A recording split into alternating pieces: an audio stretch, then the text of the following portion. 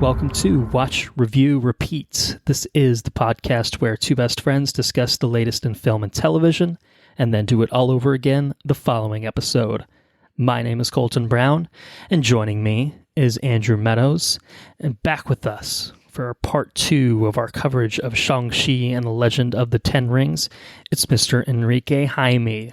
So we're back for more Shang-Chi, which is to say that I'm happy to present the rest of our conversation on Shang-Chi, our very, very long conversation that got cut in half. So hopefully everyone's had a chance to enjoy part 1 of our coverage, episode 182, where we talked non-spoilers of Shang-Chi and a shit ton of news. I will admit.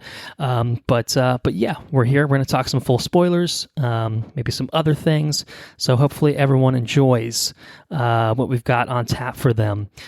So we're just going to get right into things. I think it's spoiler time. Spoiler time. Think so.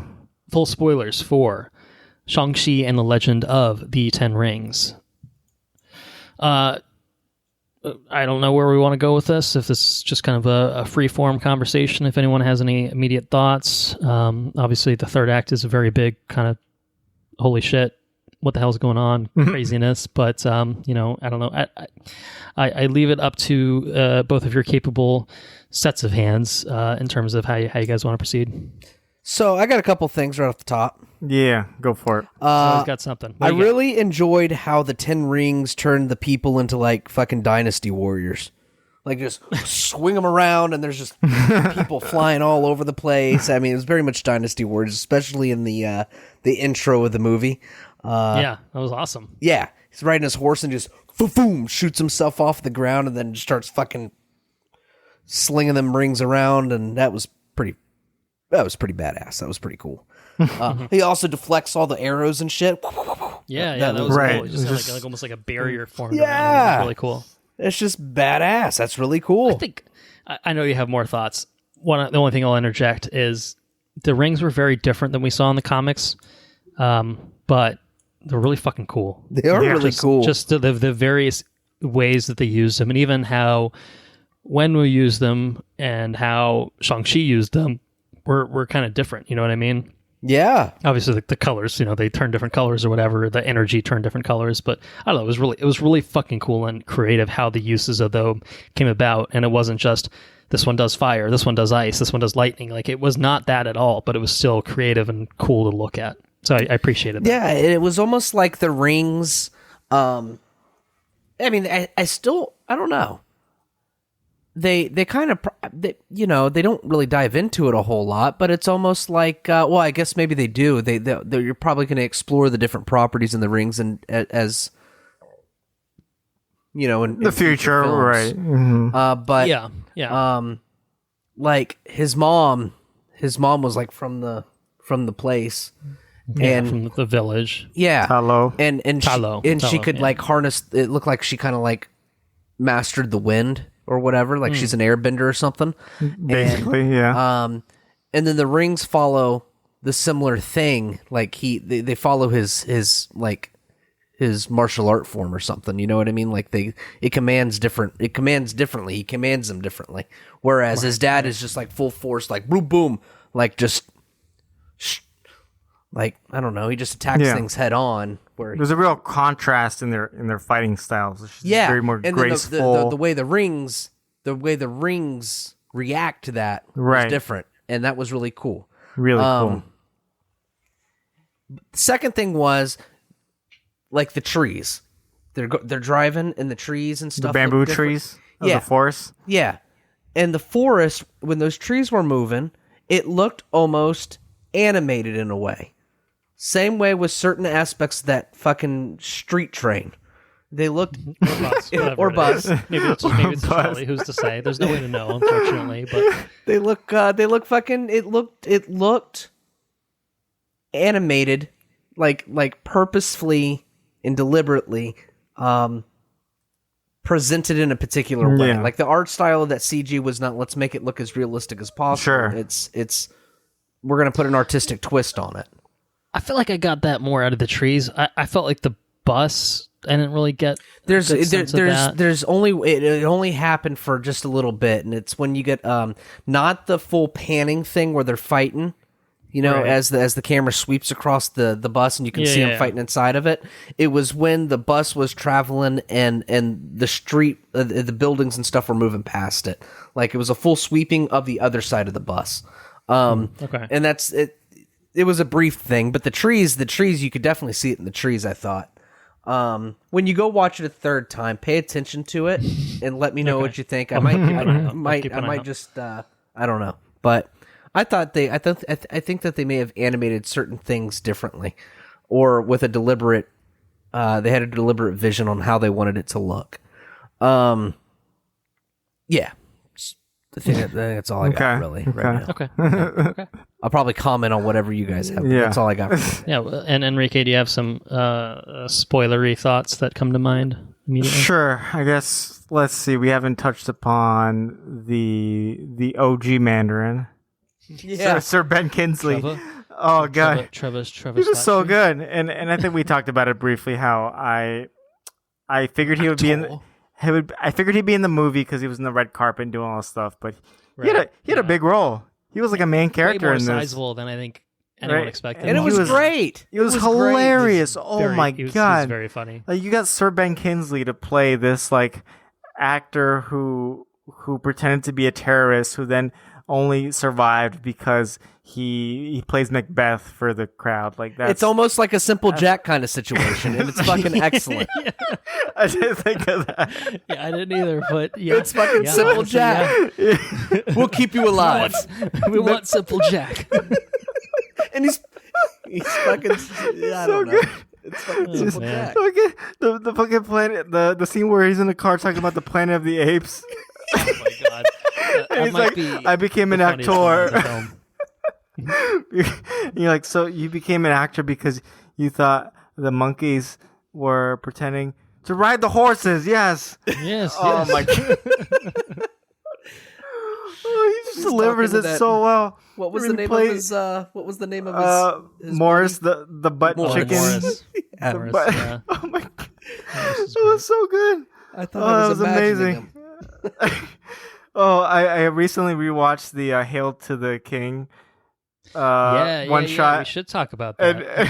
And there's he's fantastic in that too. So I could use so much Ben Kingsley, Trevor Slattery, but they're just this very casual, almost like quick and you'll miss it kind of scene where he's like, you're in prison, like don't you miss the outside world? And he's like, oh, you miss some things like the ketamine. And you're like, did you say ketamine? And then he's like, yeah, I was on a lot of drugs back then. This dude's just doing ketamine. Oh my God, what a ridiculous character. He was great. But he was great. I enjoyed him. Yeah, it's on Disney Plus. The short. Right. Andrew brought it up. I'd never seen it before. I thought it was great. It's good stuff. It was on Blu-ray for either Iron Man 3 or Thor 2 or something like that. Oh. And it kind of has a lot more, I think, precedence, like now, like than it did. Like at the time, it felt like a make good. Right. Like people were pissed about Iron Man 3 and having a fake Mandarin and being, the bait and switch people hated. And so it was almost like an apology. It was just like, no, we're going to do the real Mandarin. Like, it's totally fine. Everything's good. But then they did do it. And so it's like, oh, no, they did do it. And it's great. Awesome. Amazing. It almost bumps Iron Man 3 up a little bit. It was just I think the twist is less insulting now or less, I never minded it. It was kind of fine. But this makes it better still for me, I think. But do you think that this movie, like, would this movie have been slotted in like earlier phases of the Marvel cinema of the MCU? Do you think this movie could have been slotted in earlier, or do you think it's slotted in exactly where it belongs, especially with how they chose to introduce the interdimensional fucking soul-sucking things? That's a good question. Do you think it was manipulated in order to fit the multiverse kind of stuff? I don't know about multiverse necessarily, but I do think that this particular version of this film wouldn't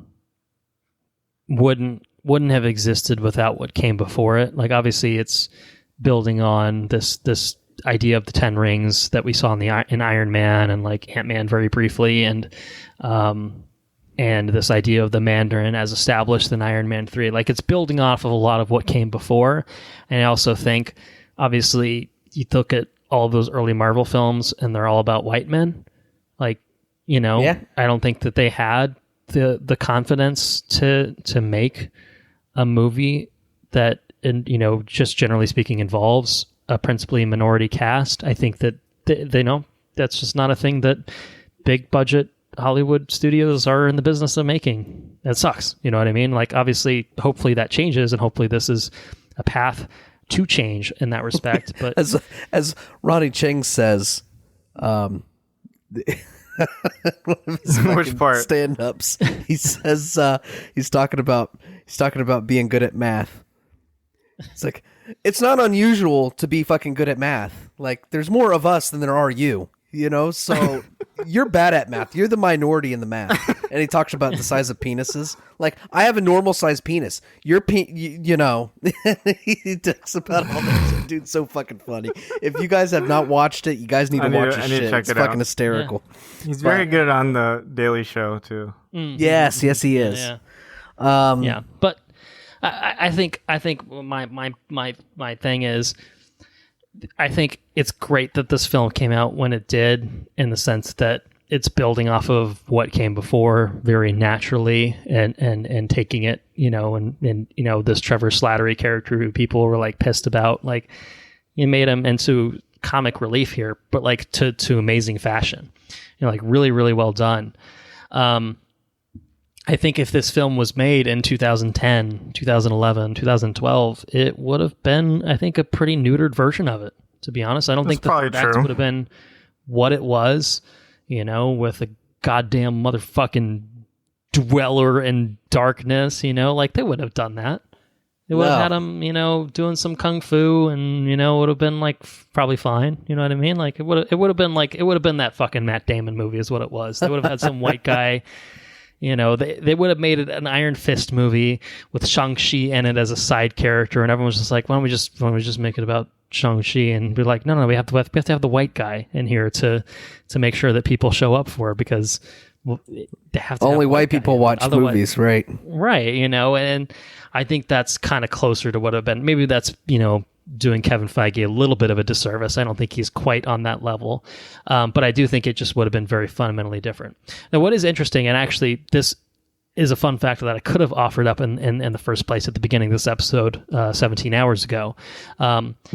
When Marvel Studios was formed, they made a deal with Paramount Pictures. Once upon a time, the Marvel films were distributed by Paramount and not by Disney. Pre-Marvel's acquisition by Disney as a parent company.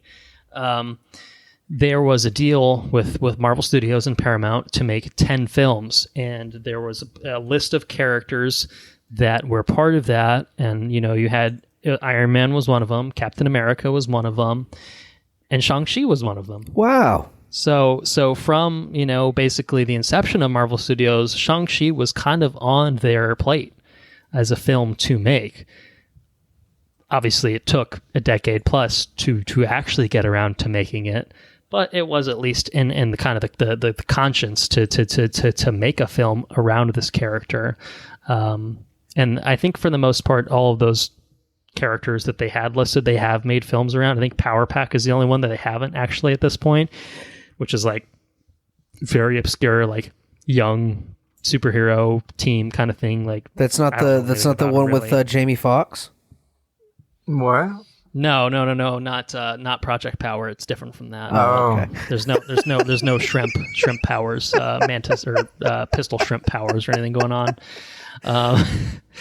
But yeah, long-winded answer, but no, I think this film, it's exactly where it belongs.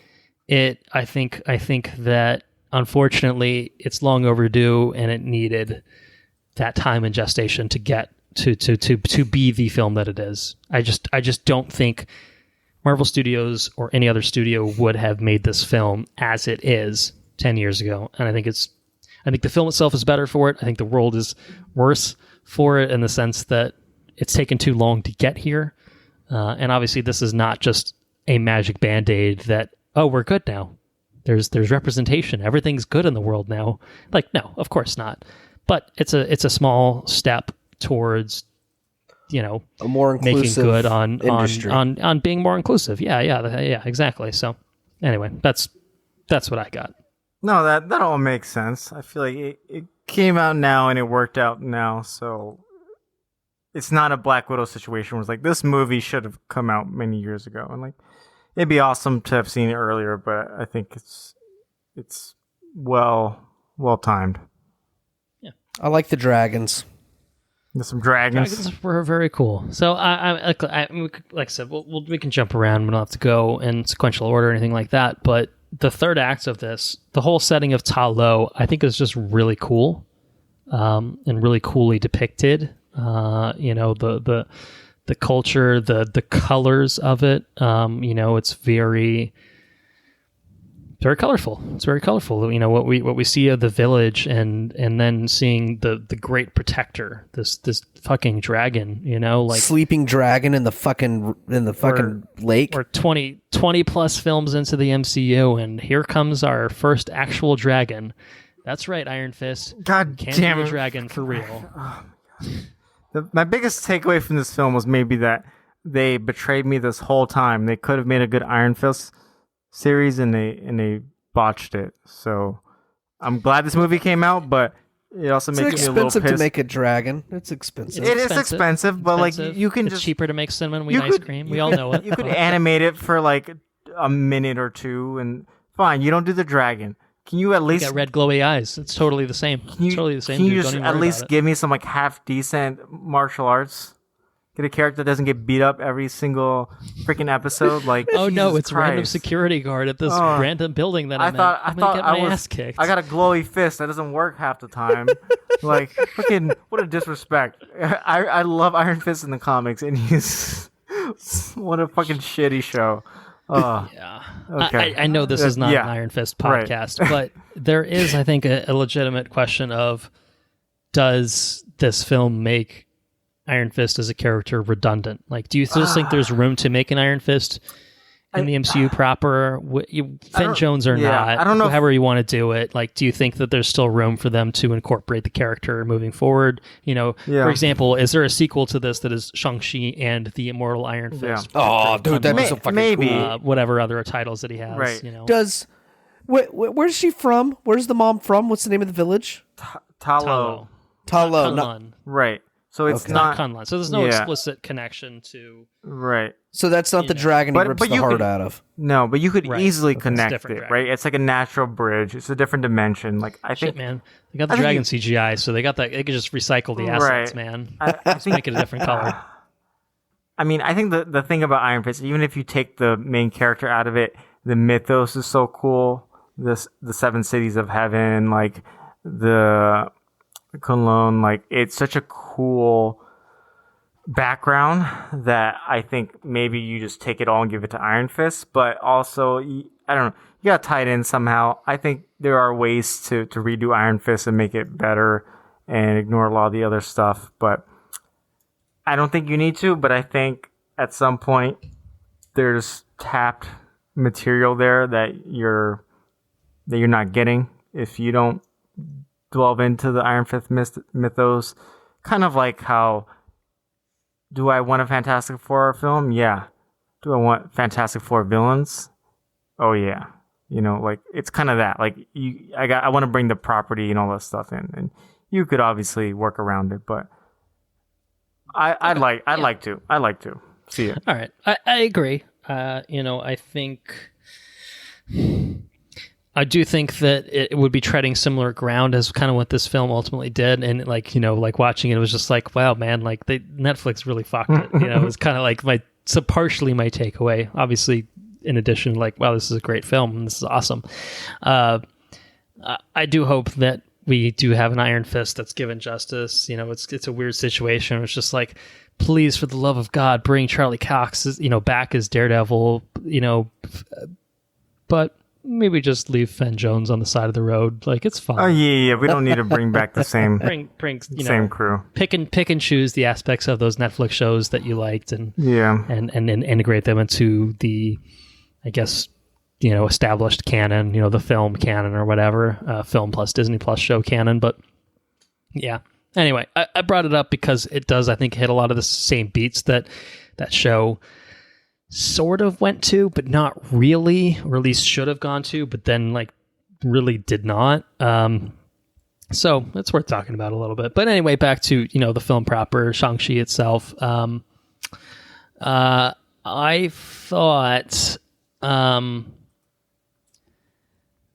thought, the third act is really where my mind is drawn to. I think the first two acts are really good. I think there's a lot of great stuff in them.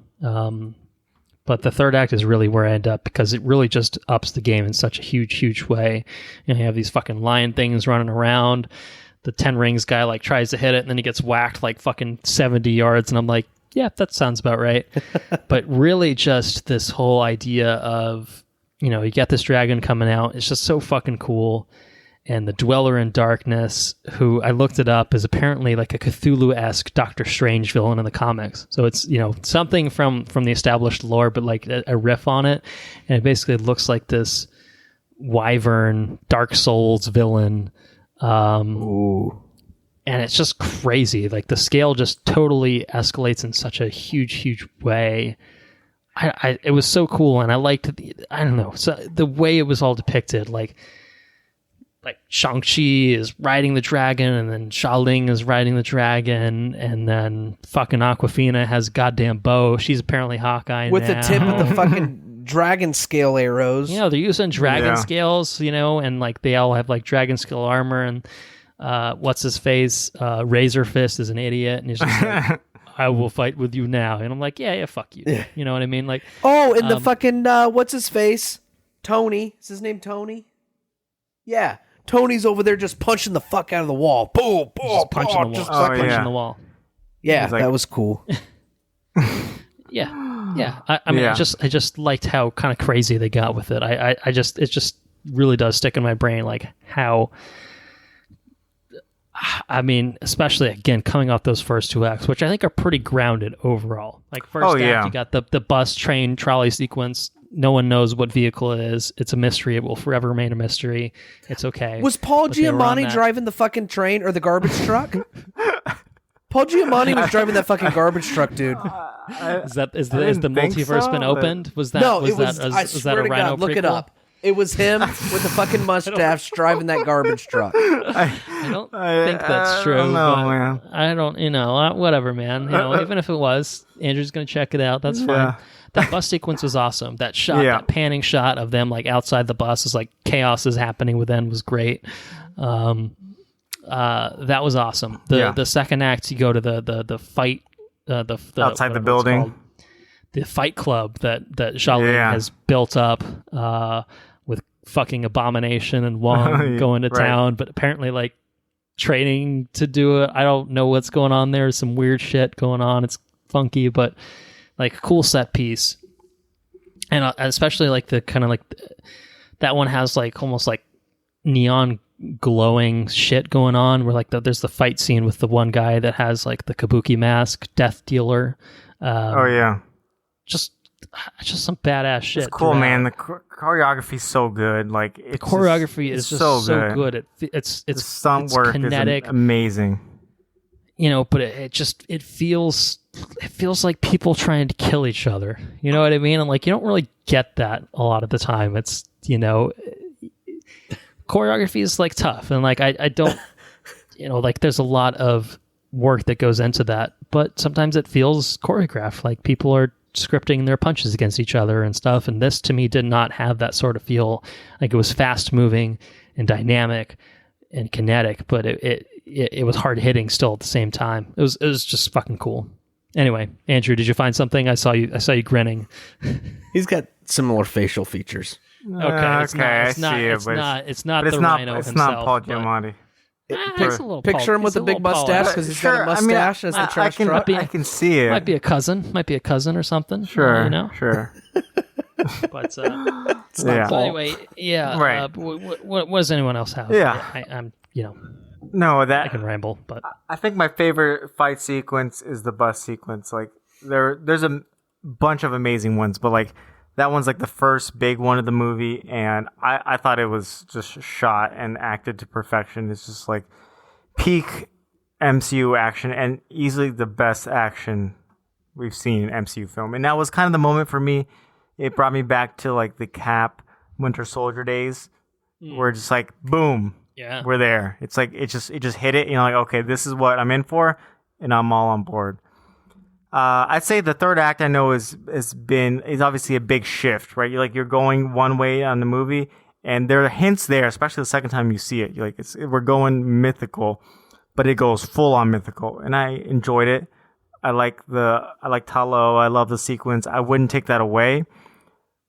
I probably didn't like as much the Dweller in Darkness and how he was incorporated into it.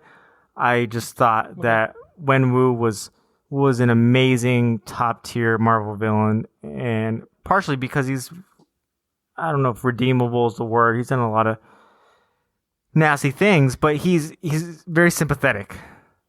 Right. For sure. You can understand where he's coming from. So I wish you would have focused a little bit more on him, but I don't have a better script to give you to say, like, you take the Dweller in Darkness out, because then you take the Great Protector out, and I thought the Great Protector was awesome. She was like an amazing dragon, and water moves, and CGI looked great. So I don't know how I would have done it differently, but I was left wanting a little bit more of that kind of the final death scene with Wenwu, and then shifting it to the Dweller in Darkness, who I didn't have as much of a connection with, I guess. Yeah, no, I think I see what you're saying, and I think that most of the film is really about the complexities of these characters. Like Shang-Chi, has basically spent 10 years away, basically pretending he's not who he really is, who is, a trained assassin from 7 to 14 years old, and, just a killer, a trained killer. And like, that's a big point for his character of, I got sent on my first assignment when I was ready. I did it, and that's like almost a twist in a way of how it's presented. It was just like, I couldn't do it. I had to walk away. It's like, no, I did do it. I killed someone, and then I walked away because I realized how awful, it was, something that I did, and how bad it made me feel. Like, that's really interesting. And, just kind of basically how his life was great until it wasn't, when his mom was killed, when he and Xia Ling's mom was killed. And that is basically the crux of Wenwu's character is, yeah, it was a pretty shitty dude for like 1,000 years or longer. I don't know how long it was, you know what I mean? But then he meets basically the love of his life, and he realizes, I've done a lot of awful things in my life, but I found the one thing in my life that can anchor me, that can make me feel tethered and connected, and feel like, okay, this life is worth living. I'm okay to give up the immortality that I've experienced forever, basically, and live my life. And then that gets ripped away from him. And it's a very tangible, understandable motivation of someone who is grief-stricken and can't process that, and basically lashes out as a result of that. So he treats his kids like shit because he, you stood there while she died and you did nothing. Like, he in a way he blames his kids, and I'm sure it's a lot of blaming himself for not being there to protect. And he puts the rings back on because it's just like, well, if I can't protect, then I'm going to, lash out. It's very complex. It's very complicated, but like I said, it's a very understandable motivation of just being ripped apart. And it's a real Lord of the Rings situation, because he's driven mad by the very thing that gives him prolonged life. Yeah. In a way, in an indirect way. It's like, this great source of power, this ancient source of power, and then it continues to draw him. He needs to go and find the fucking thing. Right. And like, he's called to action because he's so attached to these things, which are themselves drawing an audience from the Dweller in Darkness, who is basically preying on his, almost weakened mind and luring him into a trap of saying like, I've been captured. Save me, save me, save me. And it's just like, well, I have to save you. I have to believe that you're still alive. I have to believe I can save you. Well, that's my singular motivation is, you found a way for me to atone for everything bad that I did in my life. I will do everything in my power to save you and restore things back to order. I think that's just a really compelling, understandable motivation. And obviously he's manipulated. He's manipulated by this fucking, like I said, this Dark Souls villain, some crazy ass shit. Basically, yeah. It's cool. Like, it's all cool. It feels cool. It feels real. It feels authentic. It feels like genuine. Like, why Wenwu does everything that he does. He's not just an asshole for the sake of being an asshole. Like, obviously he craves power and he clings to the 10 rings because they give him the power. But beyond that, I think he's driven by a very singular motivation in here, which is, I want to be reunited with the woman I love. You can relate to that.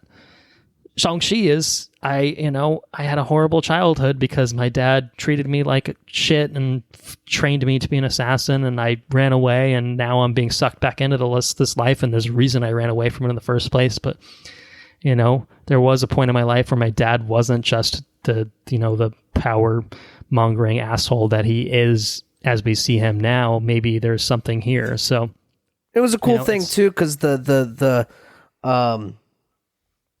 whole interaction with Awkwafina's family is being responsible. Like, you're called to a higher calling than what you're doing, right? Like, yeah, and same thing with like their friends who are just like, you could speak 4 languages, or you went to Berkeley. Like, why are you doing? Just being fuckheads? You're being valet people. Like, oh, disgusting! How could you do nothing with your life? I think there's very much a theme that runs through of trying to be more, and so I just it's a good little message in there. I found that the messages, just the themes of it, were all very relatable, very compelling overall, and that was true for both. It was almost a tragic villain, even though he was, you could say, a bad guy who's absolutely probably murdered thousands upon thousands of people in his lifetime. Dynasty Warrior style. He's gone full Dynasty Warriors. He's killing 100 people at any given moment because, Yeah, I think I posted on my Letterboxd, my second review of Shang-Chi was literally just Wenwu, I gave you 10 years to live your life, and where did that get you? And I was like, damn, that's some real Asian parent energy right there. Like, you're just a valet driver? Come on. You're not writing your thesis on a bus or a city train, as Andrew would call it. Yeah. Street train. Street train. Street, yeah, whatever it is. Again, no way to know. Yeah, Awkwafina's character, kind of the same thing. Just, like continual shit from parents. The people in the village. Yeah, she got shit on there. She's always getting shit on. Yeah, well, if you strive for nothing, you hit nothing, or if you aim for nothing, aim at nothing. Yeah. Yeah. It was good. It was almost kind of like, all right, try. It was almost kind of what it was. So it was cool. I liked it. I just think thematically it all kind of came together. It worked. It built to, this crazy third act CGI thing, but I still don't think it lost the thread. I don't think it lost the plot at any point. I feel like it was all in service of bringing these characters together or making them, realize something, in their kind of journey throughout the movie. So yeah, that might be it for me. I liked that they didn't necessarily pair off Awkwafina and Shang-Chi. Like, it was kind of a nice friendship, some great karaoke, as we saw in Hotel California. But it didn't feel the need to shoehorn in a romance, which was appreciated. I'm sure it's open to that, I think, in the future. But no, it was good. It was good. It felt like a genuine friendship, and I liked that they gave Katie kind of a role through it all. Awkwafina was great. Yeah. But it was nice that she didn't just like disappear like halfway through the movie. It's just like, all right, some weird mystical shit going on. I'm out. It was like, no. She kind of stuck through it to the end. I appreciated that. So very much a ride or die friend. It's the kind of friends you need, 100%. So, anyway, I think that might be it for me. I know there's some post credits to talk about, but if there's any other spoilery thoughts about the film itself, I'm all ears. That's all I got. I think we hit on most of the parts. Just a lot of good stuff. A lot of good stuff. A lot of excellent stuff. Yeah. So should we do credits scenes then? Yeah. There's two of them. Let's hit it. Mid credits features some prominent cameos. Got Bruce Banner, very much looking like Bruce Banner, not Professor Hulk anymore, and Captain Marvel coming in, offering some lack of insight on the Ten Rings themselves. I feel like it's setting up the origins of the Ten Rings, the literal Ten Rings, not the organization, but the rings themselves. Did you guys have any insights on what you think that might be hinting at or where it's going? I feel like it's got to be interdimensional multiverse because that's kind of where Phase 4 is heading, right? So like it could be from outer space, but I don't know. It seems to make less sense thematically. Yeah. I saw. Well, I didn't see. I guess I heard. I think Anna speculated. Oh, is it like connected to the Eternals in some way? Right. It could be for sure. And that could be. My initial thought watching it was, okay, they're sending some sort of signal. It's a signal to outer space. The rings in the comics are extraterrestrial in origin. Are we going to get Fen Fang Foom and his race of dragon aliens, in a future film? But see, little diaper wearing dragon. Are we going to get that? I don't know. They're from a different dimension, though, right? The dragons are, and the rings come from the dragons in the comics. I think, right? They were made by the dragons or something. It's by an extra, like an alien dragons, right. Basically. And the rings, the beast that sleeps. What's the name of the thing? The Cthulhu monster. The dweller in the darkness. The dweller in the darkness was wanting the rings, right? He wants them to bring him the rings. Sought the rings, right? So I mean, I don't know. Or he just saw them as a source of power that he knew could free him. I don't know if it was necessarily like, I want the rings, or just, I want to be out and feed on my souls, It's true. Your soul is mine. I don't know. Where we're going with this shit. That was his thing. I don't know. I guess we'll see. That to me felt like Shang-Chi sequel setup. Like, Shang-Chi now has the 10 rings. He has possession of them. He's part of the bigger world. He's hanging out with Wong and, whatever. That to me felt like setting up a sequel. I don't know if we'll necessarily see that paid off prior to a sequel for Shang-Chi. Maybe not. I don't know. Maybe I'm totally off base. Whereas I feel like the final scene that we got, which is Xialing taking over the 10 rings from her father, that to me, well, especially because they punctuate it with the 10 rings will return, I feel like that means we'll see them sooner rather than later in some fashion. And I don't think they're like necessarily like villainous organization. I think it's just she's in control now. She's letting women train alongside men. Oh my God, what a concept. Novel. Very novel. Very novel. Crazy, you might say. That to me felt like more like imminent setup. Like, we're going to see that sooner. I will say, I can't remember if I told Henrique this. I might have. When she showed up, she's just like alone in her room, and I was just like, "Oh God damn it! Here comes Julia Louis-Dreyfus. Time to recruit her." But didn't go that way, unfortunately. No, but no. Anyway, what did you guys think? What do you think that was building towards? Any ideas for that last credit sequence, or still kind of in the dark on that one? Well, they specifically ended with the 10 wings will return, right? So it just feels deliberate to me. Right. Like, I think that's clearly setting up some probably Shang-Chi 2, whatever you want to call it. Like, I don't know if it should be necessarily an antagonist or what, but I think we can expect her to be involved in the future for sure. So the question is, this is the question. It says the 10 rings will return. Is it the 10 rings as the organization or the 10 rings of the actual artifact? Well, that's the thing. We don't know, do we? I mean, the answer, I'm sure, is both to some extent, but I feel like that was really talking about the organization, and how they crop up in the future would be my guess. But I've been wrong before, so we'll just have to wait and see. We'll have to wait and see what happens. All right. Does that do it for our coverage of Shang-Chi and the Legend of the Ten Rings? Does. I believe so. Okay. Alrighty then. A little Shang-Chi for everyone. All right. Do we have a listener's corner for this episode? Well, I thought you'd never ask. We do actually have a listener's corner. I was ready to jump right in and ask what you guys are up to, but thanks for the save. I know at least one person that will appreciate it. So yeah, listener's corner. I think we talked about a couple things on the last episode from the listener's corner, courtesy of one Bruce Brown. And I think there's a few more things for him that he has to add. Quite a few things more to add. Multiple emails, in fact. So I can't remember if I said it last episode, and I apologize if I'm just saying the same thing again, but I think I'm picking up where I left off. Evil. You guys ever heard of the show Evil? He's talking about the show Evil. No. It's got Mike Coulter, who played Luke Cage, in it. He said they gave up on it in season 2, but it was weird. Some good, some not.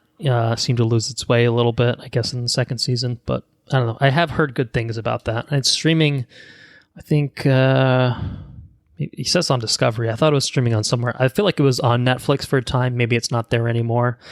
But anyway, that's one. Loki, he's got some thoughts on Loki. He says he liked most of it, thought the acting was good. He said that for the first time ever, Owen Wilson was good in a part, didn't play the usual broken nose jerk off that he normally plays. Didn't think it was a quote unquote hard role for him, but he crawled out of the this is kind of funny, the Adam Sandler sewer of talentless losers who somehow got successful. Damn. Harsh words, but Owen Wilson is pretty one note. You have to admit. Typically. He liked the pacing of it, the characters, not sure where it's going. The multiverse stuff is confusing, but he did like old school Loki. He thought he was great, as well as alligator Loki, particularly when he bit off Loki's arm. I think President Loki's arm, and that was very good. Watched Wolfgang, which is a Disney documentary about Wolfgang Puck, the chef. He said, first of all, the Wolfgang Puck Cabernet is an excellent wine at a very good price. Just saying. But it's apparently a 3-part series on the life of Wolfgang, how he worked his way up to become who he is and build his empire. And he said it was really good. Interesting, learned a lot they didn't know about him. And he kind of had a side reference here to the Chef Show, which is on Netflix with Jon Favreau. He said one of the funniest comments was when John threw the towel over his shoulder and Wolfgang scolded him for it, and he said, quote unquote, "What do you think this is, a pizzeria?" or something close to that. And he said had to see it, but it was very funny. And Chef Show is a really awesome show. Watched all of them, so recommended that. He also wished Anna and I luck on the bar exam, which shows how far back I'm reaching in terms of timeline. So let me catch up on some other things from Mr. Brown. He shouted out Dexter New Blood, which is coming out in November. Okay. The follow-up to Dexter, hopefully redeeming the shit-ass finale that it apparently was. McCartney 321 on Hulu is quite good if you're a Beatles fan. And there's some more. Just you wait. I gotta find it. I gotta dig it up. Movies. All right, this is responding to our Green Knight episode. Okay. He talked about the Rocketeer, because we teed up the idea of doing a Rocketeer bonus episode on that, if you recall, Andrew. Yes. And he said, the Rocketeer, nope. It was okay at best. No bonus episode needed. Your memory is giving it higher praise than reality. And if you want a good action movie with truly stellar acting, Crimson Tide with Gene Hackman and Denzel Washington. Truly phenomenal movie. And I don't know if that's streaming anywhere, but that's a recommendation. Here's one relevant for all of our interests. Like Bob Ross, it's a Netflix documentary that's very good. He says Bob was a great guy who gave it all to the joy of painting. His legacy was unfortunately stained with some greedy partners. Sad in the end. So, for those who don't know, I think Henrique and I don't know if Andrew bought one for himself, we have Bob Ross 2021 calendars. I have mine up. just off screen for the both of them. It's hanging up on the wall right next to where I'm sitting right now. I think that was a Christmas present that I got. It was you guys. it was a Christmas present. Yeah, it was. So. Is that what that is, Henry? Oh yeah, he's got it behind awesome. him. It's right there. Oh, that's fucking beautiful. Look at it. Oh man. Oh, it's trees. weird. I was so thrown off because obviously we're in the same month because we exist in the same plane of reality. But for now. But I was confused because this trees were on the wrong side, but I just realized his video is mirrored for me, so it really threw me for a loop. But yeah, it's a great calendar. This fall, the September image, it's got some really great foliage. You got some great fall colors coming in. It's beautiful. Some happy trees. Bob Ross is happy genius. trees. Some happy trees, some happy bushes, and some mountains in the background. Just some happy little mountains, just existing in the background. Good stuff. What else do we have? For baseball movies, he recommended The Natural with Robert Redford on Amazon. He says it's one of the best, right up there next to Field of Dreams. That's because I talked about Field of Dreams on that episode. And I think last but not least, he recommended Val, which is a documentary on Amazon Prime that is about the life and career of Val Kilmer. Says it's an interesting look into his life. Talks about the throat cancer that he developed in recent years. He says, describing the cancer was a late detection that didn't end well. But in terms of talking about Val Kilmer himself, he says he thought he was great in Top Gun, stellar in Tombstone, and he did some other good movies as well. An interesting documentary. And In Enemy Hands is another flick that he's shouting out. Good World War II submarine flick, bit different twist than normal. Bad special effects. Calls him Horde, but he didn't feel like he lost an hour and a half of his life. And it made apparently $64,000, so that's why no one has ever heard of it, myself included, because I don't know what the hell it is. I think that is it for him. And I'm sure he's listening to this at some point after recording, obviously, in the near future.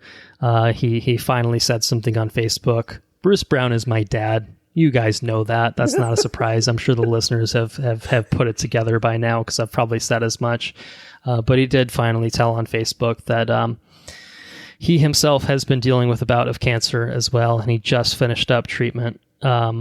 He did several weeks of radiation, several weeks of chemotherapy, and he just finished it up. I think pretty much less than a week ago, as of recording this. And so it's been a tough process. It's basically concentrated in his throat, which is not a fun place to be. Eating has been a hell of a time for him, and I think that he's been feeling pretty shit all around. I think he would agree with that assessment. And obviously that's kind of how cancer goes, and certainly treatment goes. But it's been a really rough deal for him. It's been a tough time for our family, and I know I haven't said anything to this point on the podcast. Both Andrew and Henrique have been privy to this information outside of public knowledge, but I haven't wanted to say anything. I haven't wanted to say anything until my dad came out and said something himself. It kind of didn't really feel like my place to do so, but I think we feel good about the prognosis. We feel good with treatment being done, that he'll be able to recover and get the cancer in remission. But I did want to say something about it because I know a lot of people don't listen to this, but my dad still listens, and I want to wish him well. And I'm not forcing anyone's hands, but I did want to bring it up. If you want to wish him well as well. So. Absolutely. Congratulations, Mr. Brown. When you listen to this, congratulations on making it through. I can only imagine how shitty it's been. But you're on the upward turn, and God willing, you're through the worst of it, and yeah, good for you, man. Made it through. So, right. Many huge props to doing all that. I get to see some of it from one side, but never from the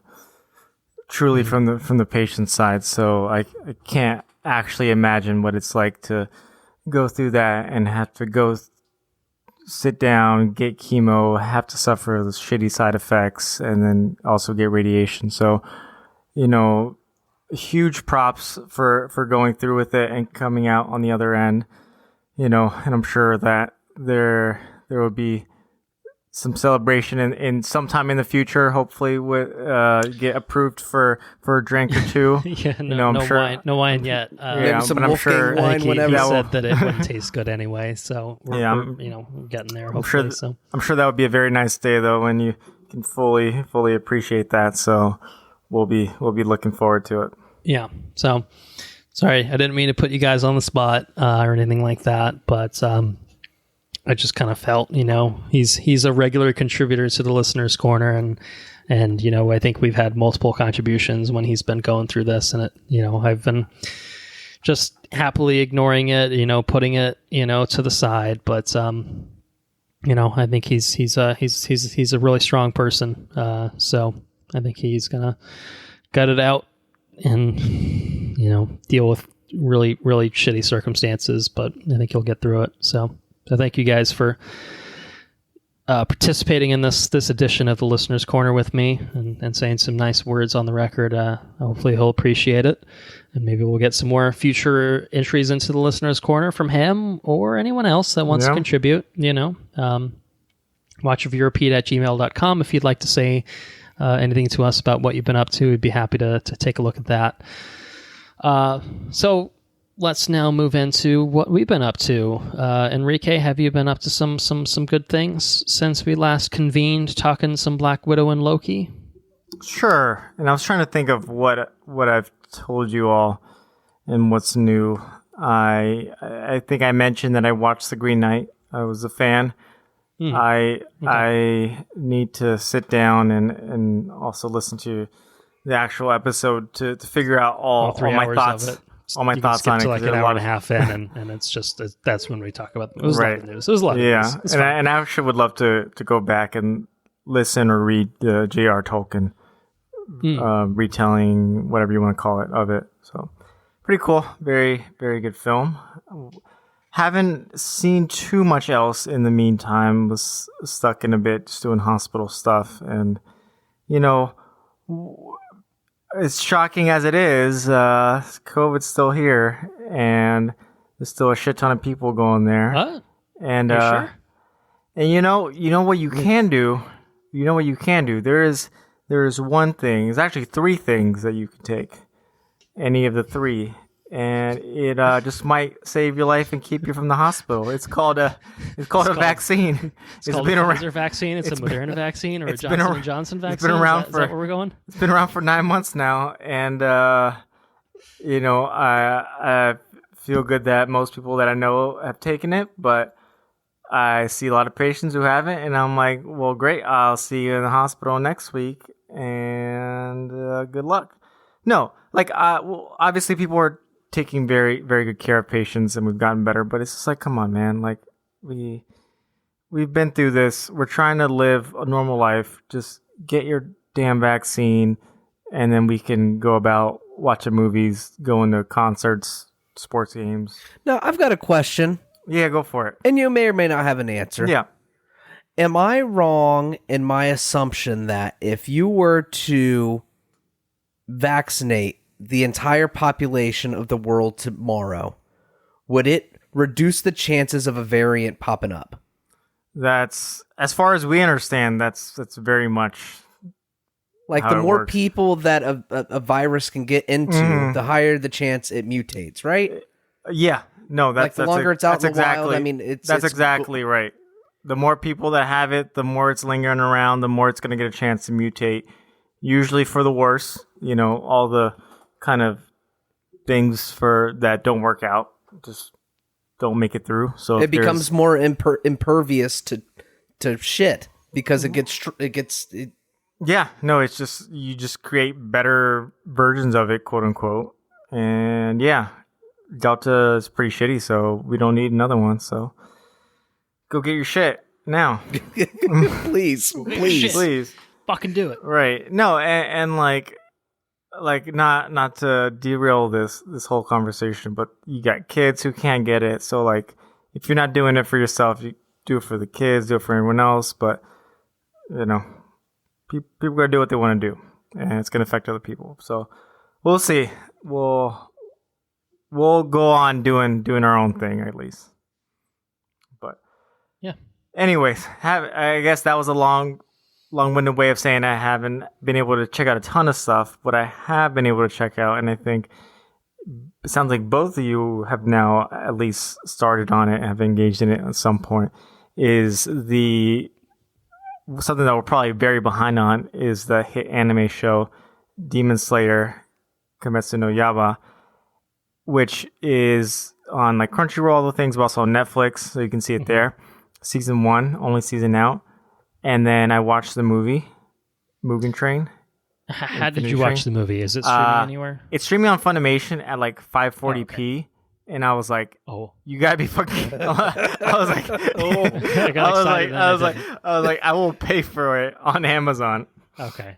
So it's not for rent, and there's no Blu-ray this side of like North America. Really? So that's bizarre because I feel like it did really well here. So that's what I was like, let me buy the nice Blu-ray of it, whatever. And there's like some in Japan, which I think most Blu-ray players you can play. I don't think it's like region free, right? Exactly. Yeah.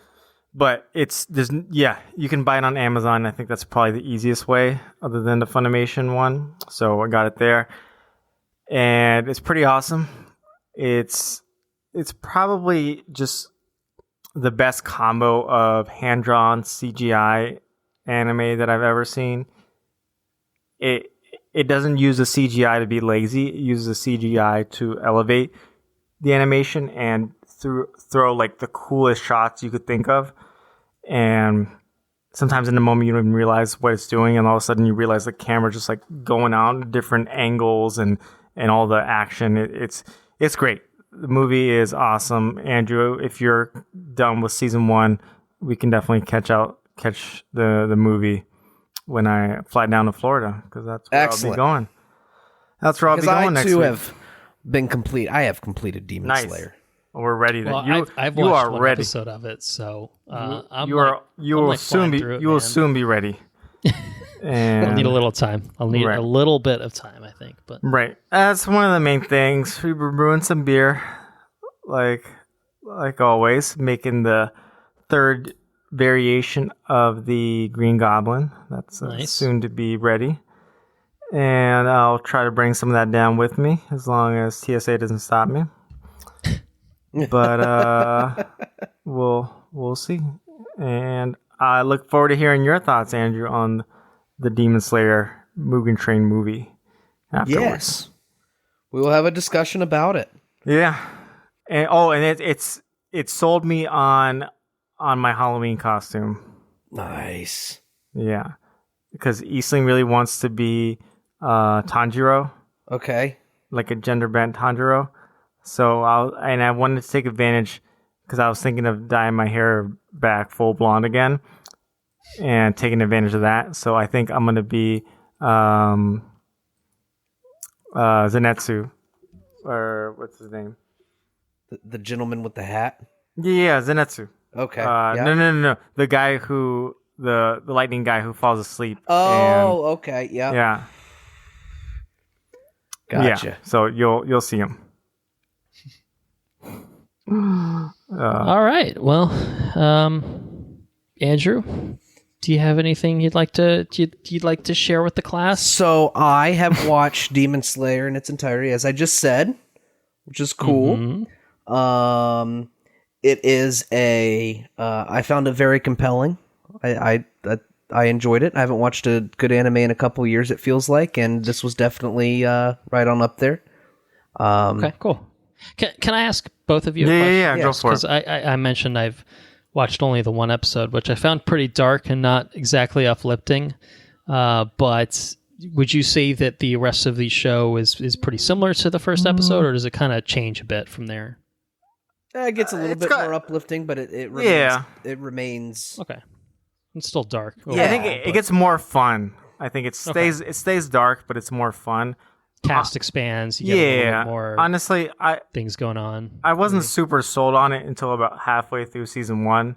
I think the first half is introducing all the characters, getting used to the lore and demons, and then you get some really interesting fights later on. Especially the last fight of season 1 was just amazing, very epic. Yeah. Incredible animation, just like peak anime. It's good stuff. Now, I Yeah. will say that Yeah. Demon All right, Slayer cool. does have, and I don't know what it's called. I'm sure it's a thing. I like a consistent art style throughout an episode. Uh-huh. And my least favorite thing about an anime is when, like, the best example I can think of is somebody gets bonked on the head, and then all of a sudden the screen changes from, like, you're in a landscape or whatever, but then all of a sudden the screen turns white and there's a couple stars and they got a giant knot and they got the big crying eyes and all the water and everything else. I'm not a big fan of that. And this show does do that Quite a bit. frequently.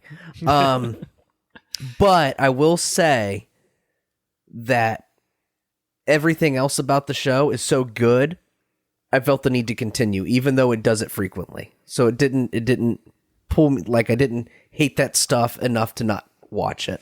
Because the core story and stuff's really good. I am probably a third of the way through the Way of Kings. Ooh. Oh. I am. I am doing a hybrid deal. Sometimes I will enjoy a brewski or a wine with my new spectacles and read the pages off of the written book that my dog chewed up. And then occasionally I will listen. I listen while I drive. I obviously can't read the book while I drive, but I'll listen while I drive, and that's really good. I zone right into it. Nice. And I've only tried it one time, but I did the listen while you read. I did that combination. Follow along. Yeah, followed along. I've I found done that very difficult because surprisingly enough, I read faster than the person. Yeah, I think the reading pace. it aloud versus reading it silently. The pace has got to be off. The pace is off. But then I ended up having a second glass of wine, and I found it easier. Right on pace. My pace slowed. Right, so on pace, yeah. it dialed me back a little bit, and then I was right into it, and it was actually a pretty cool experience. But I don't know, you just have to be kind of set up in order to enjoy that properly. Sure. Cool book. I can't wait to have meaningful conversations and stuff about it. There's a really fucking cool characters. There's one point where this dude in this crazy armor goes and catches a leg with it, and like he's got one knee on the ground, and he's this big burly knight guy, and he saves the king by catching this fucking leg, and his armor's steaming because it's under so much pressure. Oh man, that was fucking cool. I visualized that shit. That was awesome. So cool. There's a lot of really cool shit in this book, and as we all know, quickest way to my heart is just really cool shit. Speaking of cool shit, Sarah and I have started a very high drama show. It's high drama at its finest. And this show is called Bachelor in Paradise. And that shit is a dumpster fire. I find it more entertaining than the standard Bachelor. Okay. Because there's just... What's different about Okay, it? Is so... it just setting, or... Yeah, so you have all the contestants from the previous seasons of the show, and they're all the people that kind of like didn't find somebody or whatever. They didn't find their one. Exactly. They didn't find their person is what they didn't find the Bachelor. They often say that. I didn't find my person. I'm here looking for my person. But they're not here in paradise. They claim to be there to find their person, and hopefully they find their person by the end of it. But they're there to... It's a bone. Yes, that's the best way to say it. And a lot of love triangles. Like if you're into like CW love triangles, this is like real people. How many instances? This is a fucking of Radioactive has played? dodecahedron of fucking love. It's a love dodecahedron. Everybody's all over the place. They're like, I thought they were gonna fight one of these two guys. I demand respect, is what he told the other guy. I thought they were gonna come to blows. There's this guy named Thomas, and he's a real asshole. So like I had to walk the dog. I'm like, Sarah, put pause on the shit. Okay, I don't just pause that shit. I need to know what happens. I need to know what happens. Right, exactly. She said she was going to watch it tonight. I'm like, don't do that to me. I need to know what happens. I'm gonna be in the man cave for at least 5 to 6 hours. Right, so. don't watch this shit. That's like it's like fucking 5 episodes. Anyway, so we've been watching that.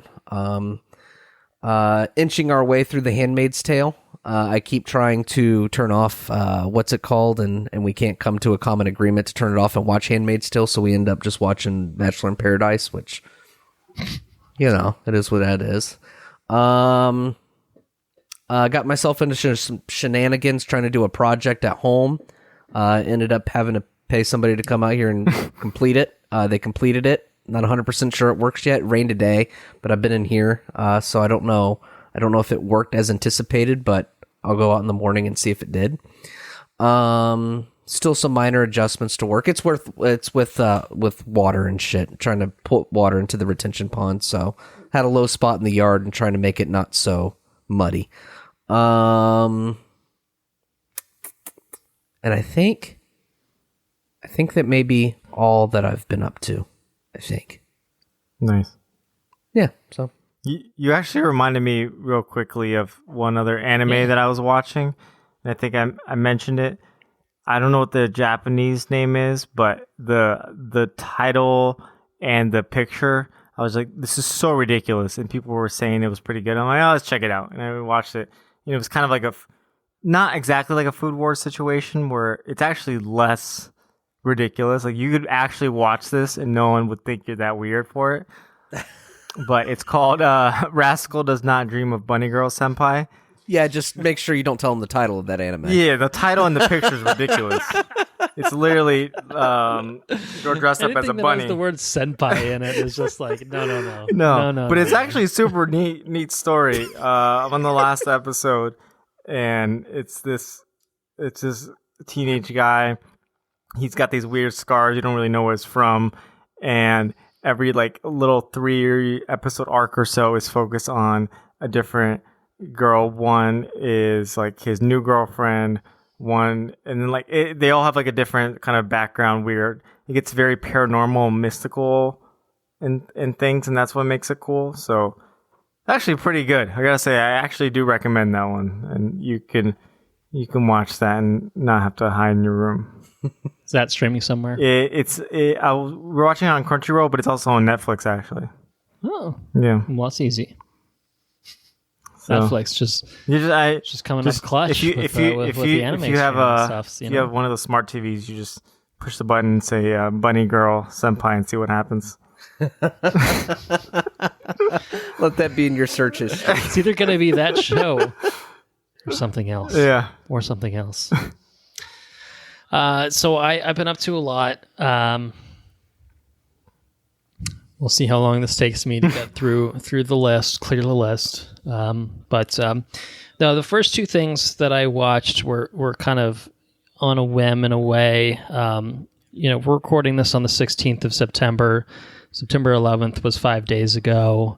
It's the 20th anniversary of the terrorist attacks on the World Trade Center, Pentagon.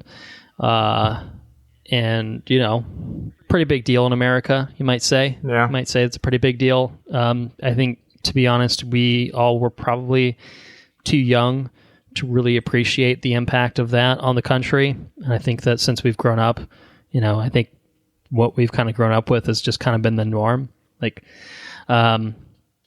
so, it's just kind of on a whim. Anna and I decided, okay, let's watch some sort of documentary or something that involves 9/11 and just on the day of, like, we're just like, let's just do this and, feel like we're trying to, pay respect to the people who lost their lives that day and honor their memory. And so we actually watched a documentary called 102 Minutes That Changed America. And it was really powerful.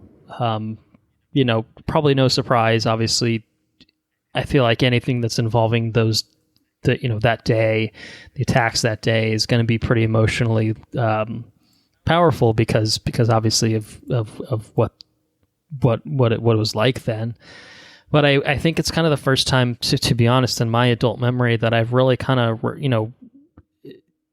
thought about what it would be like to be, around, and to be an adult, during those times. Being in elementary school, like, you kind of get like the fear and the weirdness and just like something's happening. But again, I don't think you really totally grasp it at that point.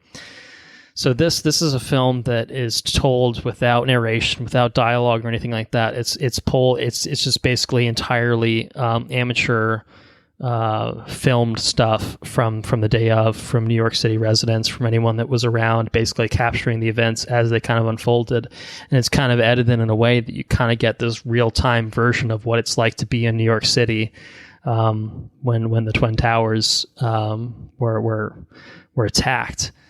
And it's very visceral. It's pretty crazy. You kind of get the fear and the terror that everyone's experiencing, and no one knows what's happening. And one tower gets hit, and then a few minutes pass, and another tower gets hit, collapse. It's just really truly insanity that kind of unfolded the day of. And just really it puts you in that moment. And yeah, I found it really, really kind of powerful to be able to experience it that way. Tough watch. Of course, it's a tough watch, but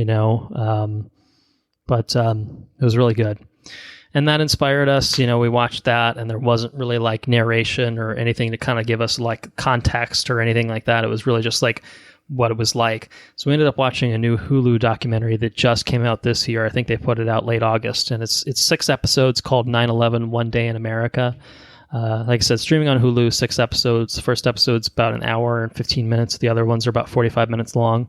And this is actually kind of similar. It's piecing out the day of, with kind of distinct episodes focusing on things. But the unique thing about this is that there's an interview to it, and it's interviewing survivors of 9/11, and it's just basically letting them tell their stories as they experienced it that day. With each episode kind of focusing on things, like the first episode is really just kind of an overall hitting on everything that happened. There's another episode that talks about like the collapse of the towers themselves and people being trapped like under the rubble. There's like a group of firefighters that ended up actually trapped in the rubble, like waiting and to be rescued, and kind of how they ended up surviving. The stuff about the cloud, basically when the buildings collapse, all the debris forms this giant dust cloud that just envelops the immediate area and spreads throughout the city. So each episode kind of like focuses on survivor stories, the first responders, the firefighters, police coming in. I think, it's all very haunting, because of what happened that day. But it's a very emotionally affecting documentary. It was really, really well put together, really, really good kind of, little moments of humanity, through tragedy of, people coming together as one, and some exceptions to that, some people being assholes and being, out for themselves. But it's good. I hate to say I recommend it, because that almost seems weird to say, but I think that if you're looking for something that helps you kind of reconcile, or deal with the events of 9/11, it's good. It doesn't give you the broader context. It's not about the hijackers and the United States' response or anything like that. It's really just about the people that were affected by the events of that day as it happened. And, it's really very exclusively what it's kind of confined to, including the Pentagon attacks, including United 93, which ended up crashing in Pennsylvania. It's good. It's good. Bringing up some somber things up on this episode, I guess, but I figured I'd start there and try to build up from there. But they're really good. I recommend that. Like I said, it's on Hulu. Most people have Hulu, so it's worth checking out if that's anything that you're interested in. You got to be in the mode for it. It's not an uplifting documentary. It's pretty sad. Then it's a tough watch, but it's definitely worthwhile if it's anything that you're curious about or trying to, look into. And, we're a few days past 9/11, so maybe it's in everyone's, memory banks or something like that at this point. But we ended up watching it a few days afterward too, just to finish it up. And it was well worth the trip. So anyway, besides that, I feel like this is a hard transition. A lot of hard transitions going on here, but I apologize for that. Watched a lot of movies since we recorded last, since we talked about The Green Knight. I don't know if, I guess this is also just veering into other tragedy at this point. Hurricane Ida just absolutely fucked things up. Obviously, particularly in New Orleans. But interestingly enough, and I say interestingly, and it's sad, the remnants of Ida basically swept up through the country. And this is really rare, I feel like, in terms of trajectories of hurricanes, tropical storms, etc. Them hitting the Gulf Coast, hit the Atlantic side, Florida, like that's not crazy. But it hit Gulf Coast, it hit New Orleans, it hit Louisiana, and it swept up through the country, basically. And it actually ended up hitting Pennsylvania, it hit New Jersey, it hit north as well. And in the way that the remnants kind of swept up through, it generated tornadoes in the area. And so there was a night that Anna and I were watching, you were glued to the TV because there's just these tornadoes developing throughout, like within miles of us, really. And fortunately, like basically all of Philadelphia was basically unscathed. We just got a lot of flooding. The entirety of Interstate 676 was totally flooded.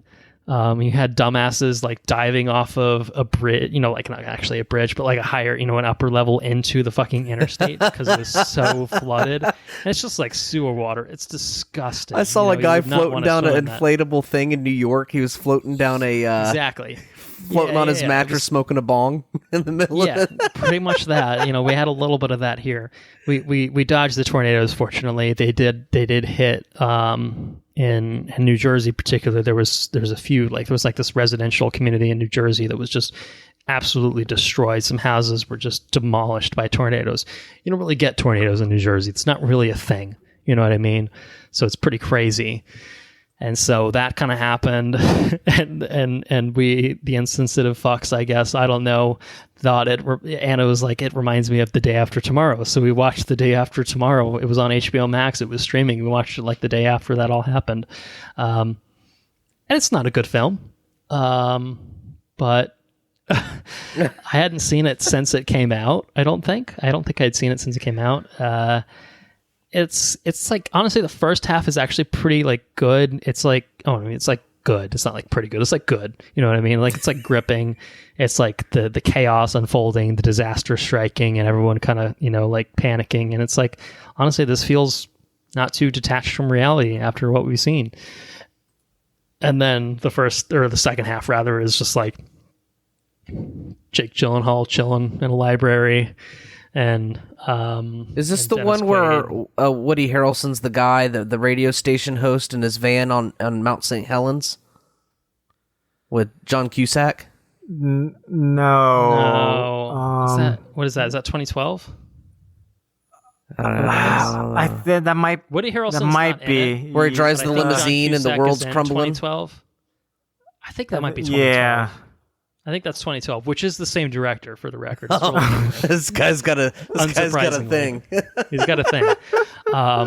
No, I think that's 2012, but I haven't actually seen it. Is this the one where it flash freezes New York and like you can? Yeah, that one. That's this one. It's Dennis Quaid, it's Jake Gyllenhaal, Emmy Rossum. I don't know who else is in it. I already forgot.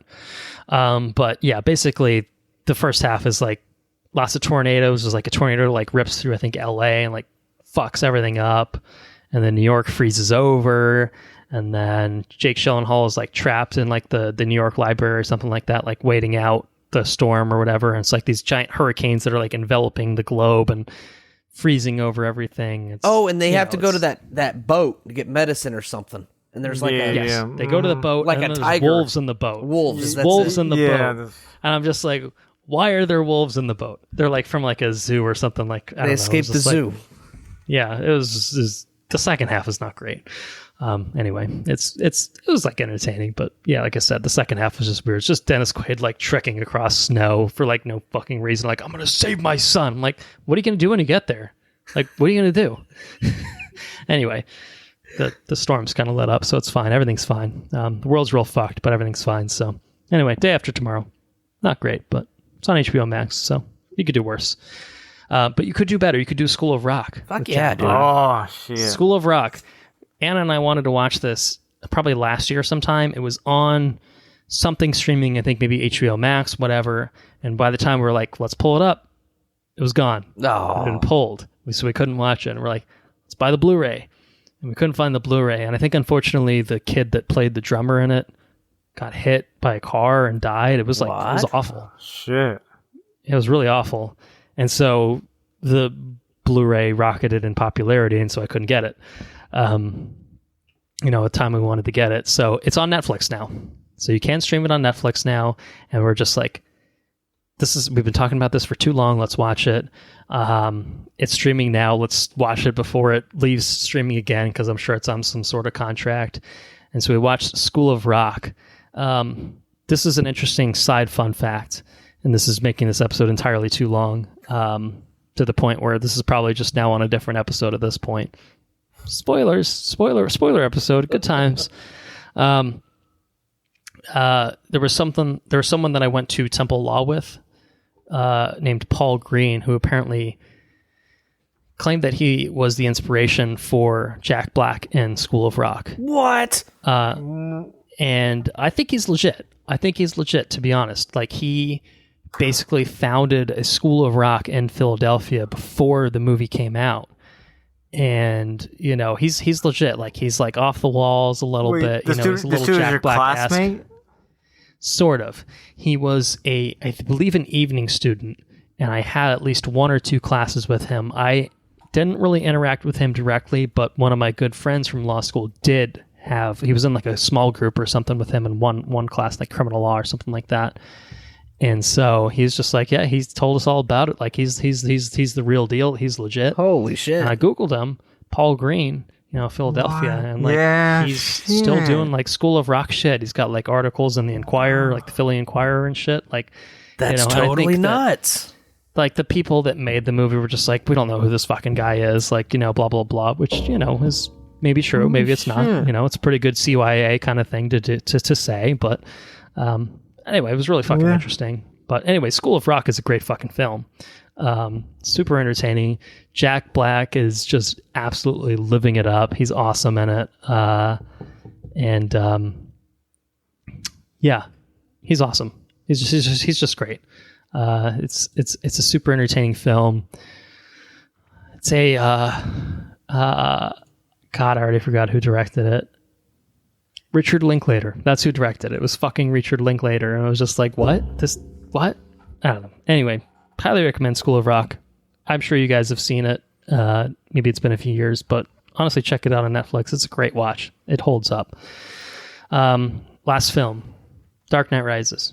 We had a bonus episode on the Dark Knight trilogy. I don't need to rehash my thoughts. I'm sure that I had at the same point there. But Anna and I started, we watched Batman Begins ages ago. We watched the Dark Knight last year. And we're like, let's just finish the fucking thing.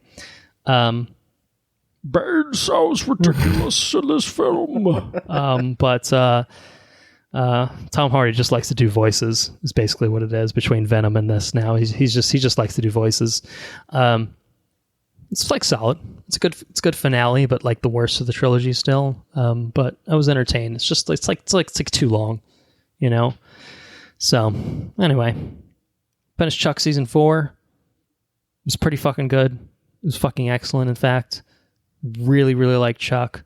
We're into season 5, which is already not as good, but it's the last season. It's the final season, so I'm looking forward to seeing how it all wraps up. And I think the big one, the big TV show. I started Avatar: The Last Airbender. Andrew mentioned it at some earlier point. Again, whether that's this episode or the last one, depending on how the fuck I edit this episode. It's good shit. It's real good shit. It's good shit. Can't really. 9 episodes in. So not insignificant, probably like halfway through the first season. It's really good. I find it really compelling. The world building is awesome. It does, in a way, kind of remind me of Shang-Chi in a little bit, just in terms of the dynamics of how it is. Obviously, like the world is very different. It's not Earth, or it's not traditional Earth, I guess. You know what I mean? It's different, obviously, the nations and everything, but it's really so cool. fucking cool. It's really cool. The world building is really good. The characters are like fun. And like, I feel like I'm like, should I be annoyed by all these characters? But I'm not. Like, they're all very charming and kind of entertaining at the same time. And, it just feels, I don't know. It's just, it's good. It's really fucking good. You haven't even met arguably the best character. That may be true. I don't even know who you're referring to. So we'll see. Yeah. We'll see if they're the best character. I don't think she shows up till season 2. Oh, dude. And the end of it is just... Dude, it's just like 4 episodes of like madness. It's 4 episodes of madness. I've got a lot to look forward to. I've got 50 plus episodes still in the tank. So, and it's good. It's early Andrew, days. You know what you got to do, Andrew? Yeah, I got to watch the Korra show. Got to watch fucking Korra. Dude, Korra's good, man. It's different. It's more mature. It's different in that it doesn't have the same villain. Each season has its own villain, and they're all different. And arguably, they're more layered and complex than Fire Lord Azai. So that's more fun. The surrounding cast is definitely not as good. Can't argue that. Avatar's team is the team. A team. But the A team. But it's cool. I honestly think Korra is very solid. Completely worth a watch. Gotta do it. This cool shit happen. This cool shit does happen. And like it's kind of cool because like the whole thing is like Aang knows airbending and he needs to learn the other ones. Korra literally woke up one day and she's like, I can do fire, I can do water, I can do earth. She just like could do it all except air. She needs to learn how to do airbending. It's all about the journey, man. It's about the fucking journey. I'm sure that once I do inevitably finish Avatar, I'll go into Korra probably shortly after because Anna was the inspiration. She's just like, I want to watch Korra, but God damn it, you have to watch Avatar first. So yeah, I tried that. It didn't work. So yeah, that's where we're at. So we're 9 episodes in. I'm really enjoying it so far, and I'm curious to see how it shapes up. It's nice that it's not so many episodes that it feels like overwhelming. It feels like pretty tight. Obviously, there's Korra afterward too, but that seems like a separate thing. So yeah. Korra, I think might even be shorter, even though it's 4 seasons. Okay, like the seasons themselves are shorter. Yeah. Okay. Well, anyway, I'm sure I'll catch our listeners back up on more Avatar next time we record. I'll probably have a few more episodes that I'll have watched, but the last thing that I will say, and then mercifully I'll let everyone off the hook. I bought Mass Effect, the Legendary Edition trilogy, months and months and months ago.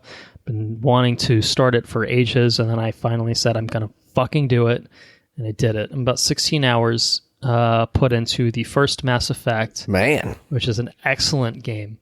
It's so good. I treating it slightly differently than I played the trilogy years and years ago. I'm doing the Paragon route. I'm doing the male shepherd. My romance options are a little different. I'm no longer courting the space racist Ashley because she's a space racist, and I don't know what I saw in her years and years ago. I saw that booty back then. Apparently, I guess that's what it was. I don't know what to say. I don't know what to say for myself. So I'm going after Liara this time. Blue aliens are my thing apparently. But no, it's really good. The world building is so fucking cool. I feel like I haven't been enveloped in an RPG like this in a while, and I knew that just the setting and everything about it is so good. Obviously, it's a trilogy that doesn't end in the most satisfying fashion, but I remember at the time playing through it knowing that I was going to hate the ending and still finding the journey worth it despite my indifference towards the whole of it. At the end. So. Did you see they're coming out with the remake in Knights of the Old Republic? Yeah, Yeah. KOTOR is getting a remake on cool. PS5 and PC. That's awesome. More BioWare goodness. I look forward to that. I never beat KOTOR. I only played it for a little bit, to be honest. So that'll be really cool. Yeah, it's good stuff. Really like Mass Effect, and It is good stuff. I highly recommend it. The remaster of it seems really good so far. I've been playing it on the PS5. It's technically a PS4 game, but it runs really well. Yeah, That's it. I look forward to sinking my teeth back into it. That's it. We did it. Oh my goodness. Oh my goodness. 17 hours later, 18 hours later, 34 hours later. I lost count. But thank you all for listening.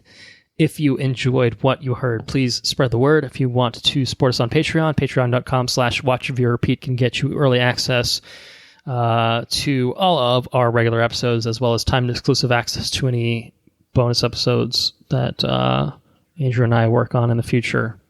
Eventually. We're going to do it.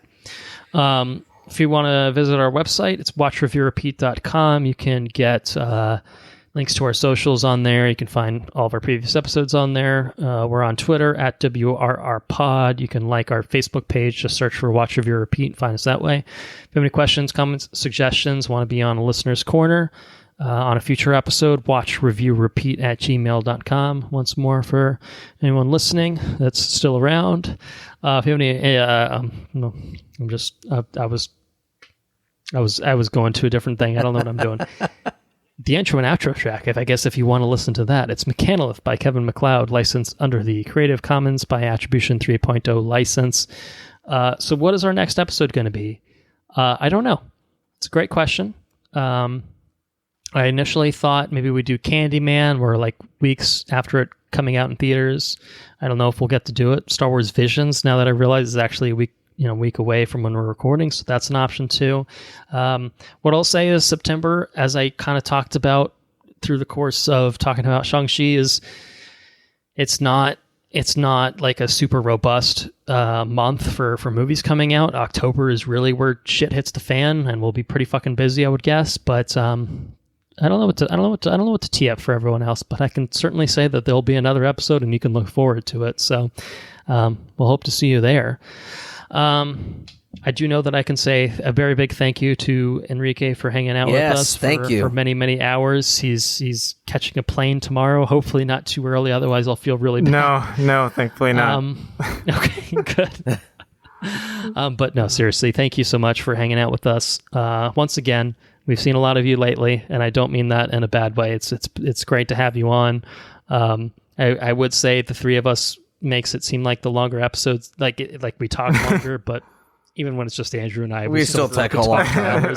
So it's really not anyone's fault. It's just how we roll these days. But thank you very much. No, thanks for having me. It's great as always, and looks like we got plenty of more Marvel things to look forward to in the future. So yes, indeed. What If wrapping up in the next few weeks.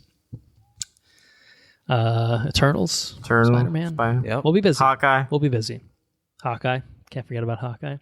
And hopefully you'll be here for all of them. And I look forward to it. We'll expect to see you before long. That's for sure. So, all right. I think Andrew, you can take us out. I think we're at that point now. You can do it. Take care now. Bye bye then. Laters on the Minche.